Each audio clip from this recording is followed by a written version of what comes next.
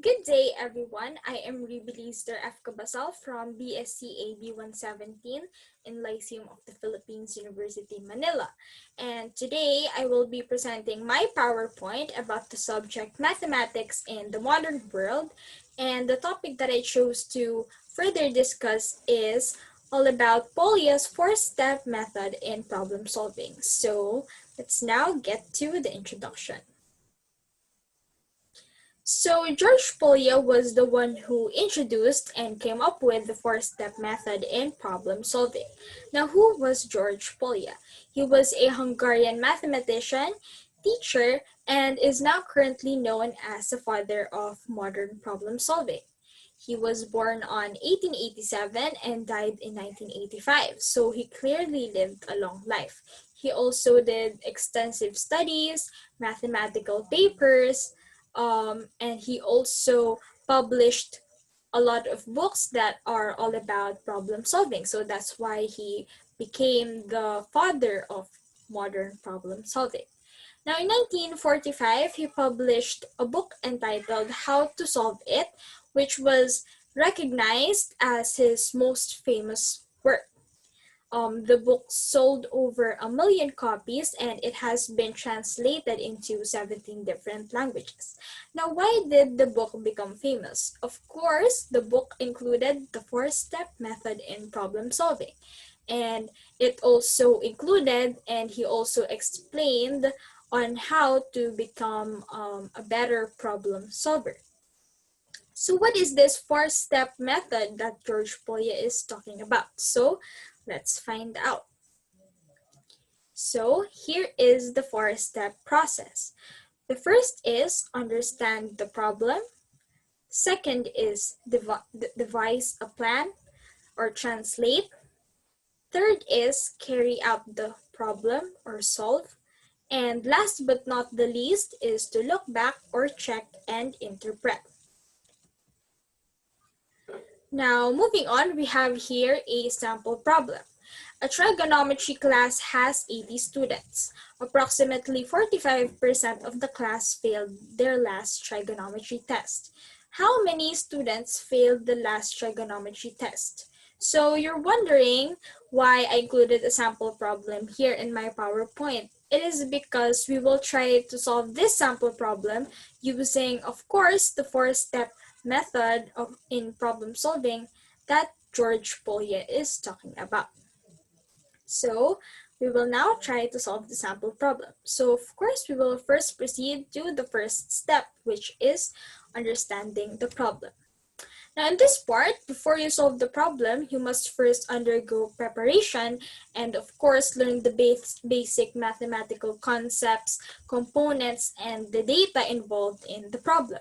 Should also consider the notations, terminologies, and also try to rephrase the problem so that you will be able to comprehend and understand it easily.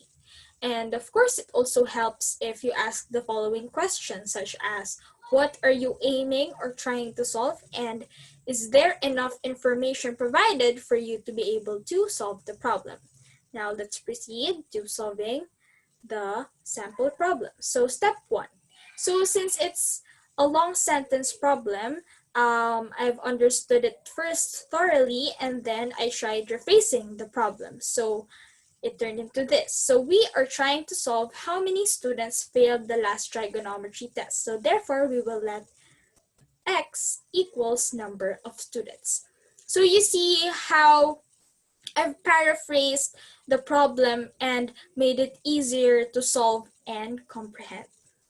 So moving on to the second step, which is devise a plan or translate. Now in this part, you will choose the appropriate strategy that you will use in solving the problem. You can also use visual representations such as charts, diagrams, tables, and you can also create your own equation or many other ways that can help make the problem easier for you to solve. And of course, it also helps if you ask the following questions, such as how are you going to attack the problem and what strategies are you going or do you plan to use? So let's now proceed to step two. So since I've come up with x equals a number of students, so how are we going to find the number of students? So I've thought of creating my own equation, which is this. So the number of students is also a number that is 45% of 80. So I created this equation. So x equals 0.45 open parenthesis 80 close parenthesis. So I've converted 45% into a decimal because it is the appropriate way to solve, because if I'm just going to leave it as is, like 45%, the answer will be more than the number of students. So I've converted it into a decimal. So x equals 0.45 open parenthesis 80 close parenthesis. So we will now proceed to step 3, which is carry out the plan or solve. In this part, you will use and try out the strategies that you've come up with to solve the problem. Now, if your approach is not working, you can either start over or you can also choose another approach. Now, if you're still unsuccessful in solving the problem, the key is to just keep trying and trying until you get the answer. Or, as they say, the trial and error approach. So, we're now on to step 3. So, in order for us to find the number of students who failed, and I've also come up with the equation x equals 0.45 open parenthesis 80 close parenthesis. I've decided to multiply both numbers to get the number of students who failed. So therefore, we will multiply the two numbers to get the value of x. So x equals 0.45 times 80. So the answer that I've come up with, or the answer that I got, is 36. So x equals 36. So it says that 36 is the number of students that failed the last trigonometry test.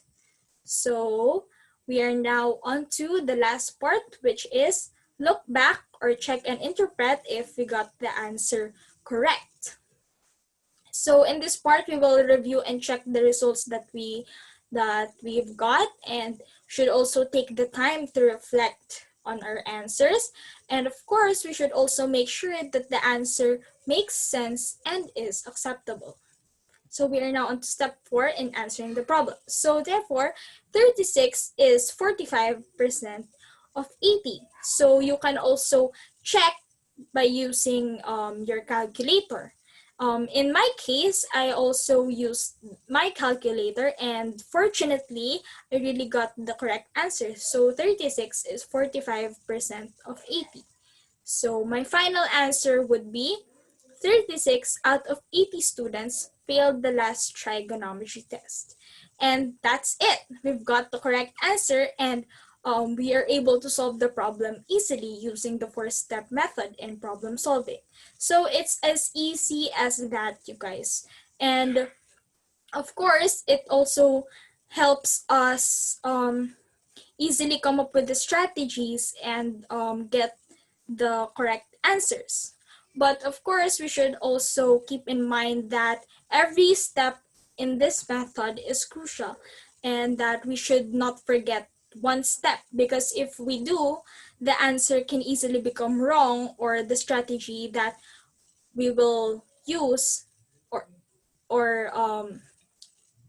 the ways or equation that we will use will be likely to be wrong. So we should first, of course, understand the problem, and then devise a plan, and then carry out the plan, and then we will also try to look back or check and interpret. So it is as easy as that.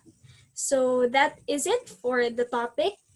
That is it for Polya'S 4-step method. I hope you learned something, and I hope that I made the lesson or topic easier for you to comprehend and understand. So